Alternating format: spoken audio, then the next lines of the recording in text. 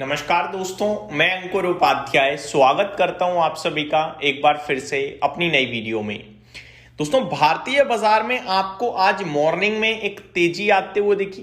तेजी के बाद नीचे गया बाजार और वापस से अभी डेज हाई पे आ रहा है।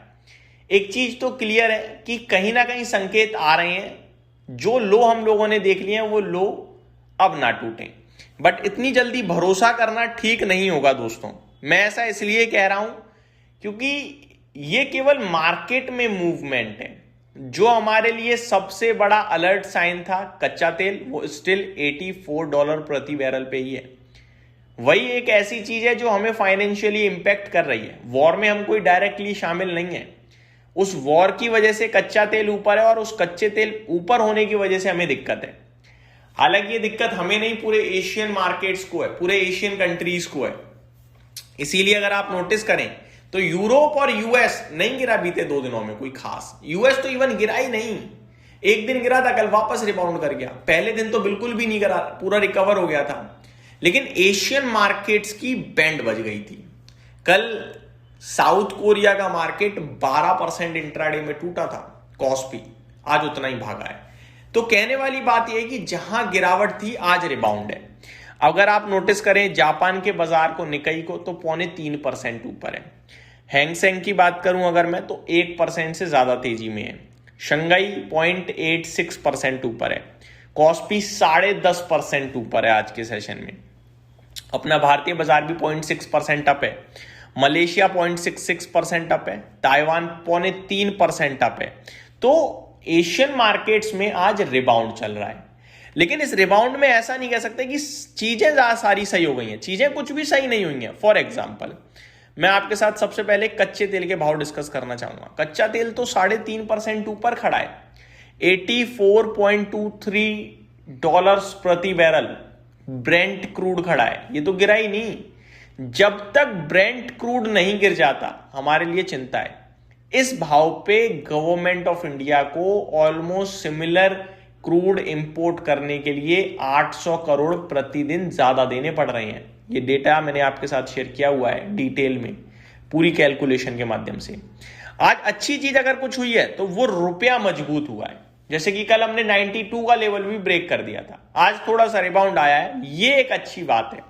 यहां से थोड़ा सहारा है, लगभग 40 पैसे आज रुपया मजबूत हुआ है। 91.70 के आसपास है।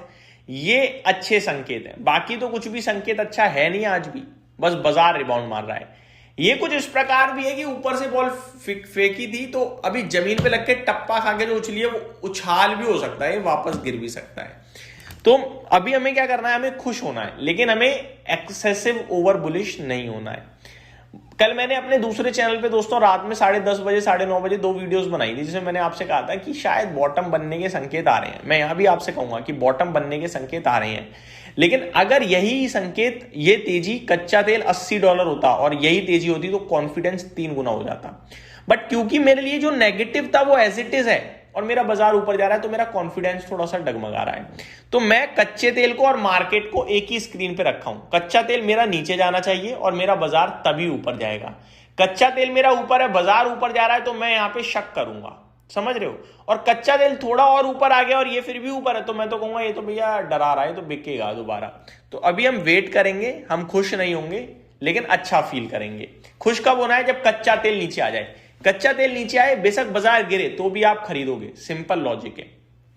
अब हमें कहां पे खरीदारी, कहां पे सावधानी, तो खरीदने के लिए पूरा बाजार है, लेकिन सावधानी अभी भी तेल से रिलेटेड स्टॉक्स में रखनी है। जैसे टायर, पेंट, आपका ओएमसीज चल रहे हैं आज ये बाजार के साथ, लेकिन इनके लिए फाइनेंशियली दिक्कत है जब तक कच्चा तेल ऊपर है, तो सावधानी बरतें।